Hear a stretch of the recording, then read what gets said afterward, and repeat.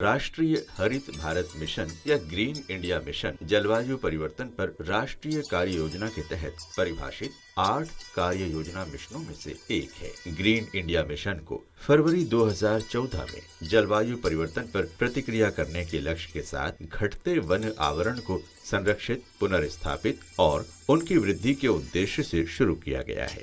जलवायु परिवर्तन एक ऐसी घटना है जो कि देश के प्राकृतिक संसाधनों के वितरण, प्रकार और गुणवत्ता तथा इससे जुड़े लोगों की जीविका को गंभीर रूप से प्रभावित और परिवर्तित करती है। ये मिशन वानिकी क्षेत्र द्वारा जलवायु शमन, खाद्य सुरक्षा, जल सुरक्षा, जैव विविधता, विकास, संरक्षण एवं वन पर निर्भर समुदायों की जीविका सुरक्षा के द्वारा होने वाले पर्यावरणीय सुधार को मान्यता देता है और इसी दिशा में कार्य करता है। इको रिस्टोरेशन के लिए अधिग्रहित किए जाने वाले भू क्षेत्र को दोगुना करना, कुल ग्रीन हाउस गैसों के उत्सर्जन से 6.35 हिस्से को वनों द्वारा कम करने की क्षमता में वृद्धि करना, मिशन के अंतर्गत आने वाले क्षेत्रों के वन एवं अन्य परितंत्रों की स्थिति में सुधार, मिशन के द्वारा जैव विविधता के अतुलित भंडार में वृद्धि करना है।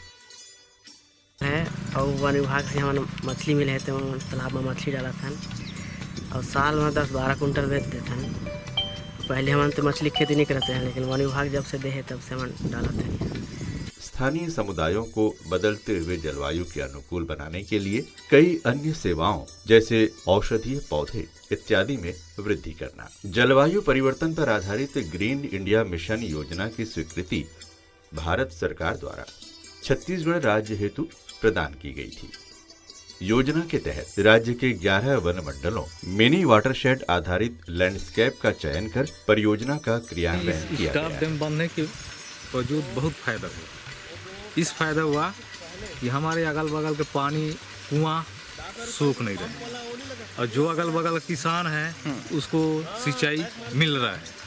कोई भी पानी जरूरत पड़ता है पंप से चला लेते हैं, कोई लाइट से चला लेते हैं, लेकिन हमारे खेत के अगल बगल जो है किसानों का उसको फायदा मिलता है। छत्तीसगढ़ राज्य के 11 वन मंडलों के कुल 80 वन प्रबंधन समितियों, ग्रामों में क्लस्टर आधार पर ग्रीन इंडिया मिशन के कार्य किए गए हैं। स्वीकृत योजना अंतर्गत जलवायु परिवर्तन के उद्देश्यों की पूर्ति के साथ साथ सब मिशनवार वृक्षारोपण, वैकल्पिक ऊर्जा का विकास, अनुसंधान, जल मृदा संरक्षण, आस्था मूलक कार्य, रोजगार मूलक कार्य और ग्राम विकास कार्यों को सम्मिलित करते हुए चयनित क्षेत्रों का संपूर्ण एकीकृत विकास किए जाने का प्रयास किया गया है। योजना के तहत भारत सरकार द्वारा स्वीकृत भौतिक एवं आर्थिक लक्ष्य के अनुसार रोपण कार्य पूर्ण किया जा चुका है। रोपण कार्यों के अंतर्गत सहायक प्राकृतिक पुनरुत्पादन, मिश्रित रोपण, चारागाह विकास, शिफ्टिंग, कल्टीवेशन, स्क्रबलैंड क्षेत्र में रोपण, योजना अंतर्गत वैकल्पिक ऊर्जा स्रोतों के विकास के तहत चयनित